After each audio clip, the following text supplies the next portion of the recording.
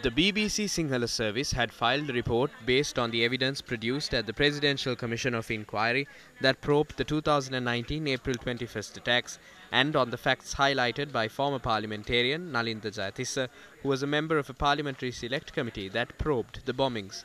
According to the BBC report, investigators have learnt that although Mohammad Zahran Hashim was believed to be the mastermind behind the bombings, the said individual had not manipulated the attacks. Senior Police Superintendent Shania Besekara, who is under remand custody, had told the Presidential Commission that he suspects the involvement of a hidden force behind the April 21st attacks. Retired Senior DIG Ravi Seneviratne had earlier told the Presidential Commission that Zahran Hashim could not be the individual who had orchestrated the attacks. He had insisted that the investigations into the incident would be incomplete without identifying the entity behind the attacks. The BBC report recalled that SSP Shania Besekara had given evidence before the Commission stating that any terrorist leader in the world has not died as a suicide bomber. Meanwhile, former parliamentarian Nalinda Jayatissa, who served on the Parliamentary Select Committee that probed the April 21st attacks, had told the BBC Sinhala service that he believes India was involved behind the bombings. He had made these remarks based on evidence and other investigative material that had been produced before the Select Committee. Former parliamentarian Nalinda Jayatissa had noted that India's intelligence service was the first to issue warnings of an impending suicide attack on the 4th of April 2019. The Indian High Commission in Colombo was identified as a target, but intelligence reports did not mention whether additional security had been requested or provided. The Indian Defence Secretary paid a sudden one-day visit to Sri Lanka on the 8th of April 2019 and no special security arrangements were made for him on that day.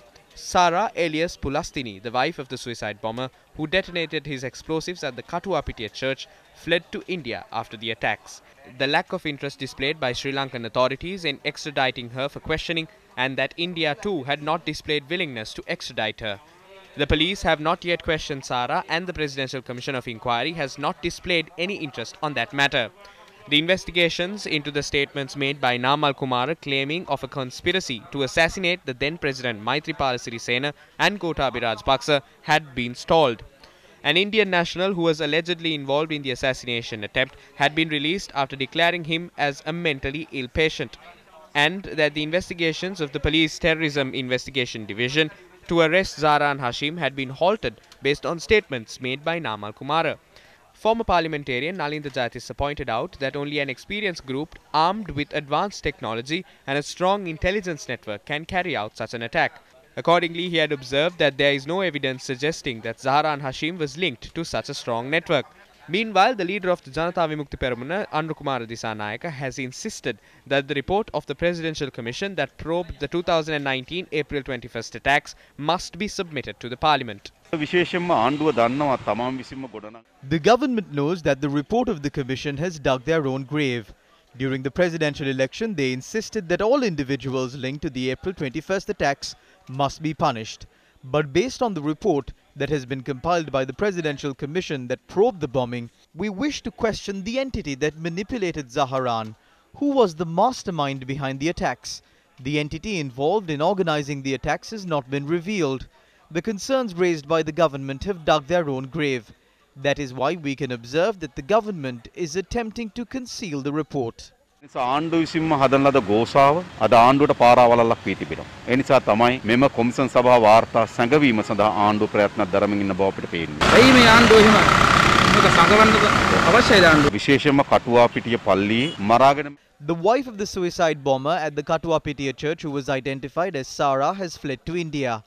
However, the government did not take any steps to produce Sara before the Presidential Commission. The President visited India.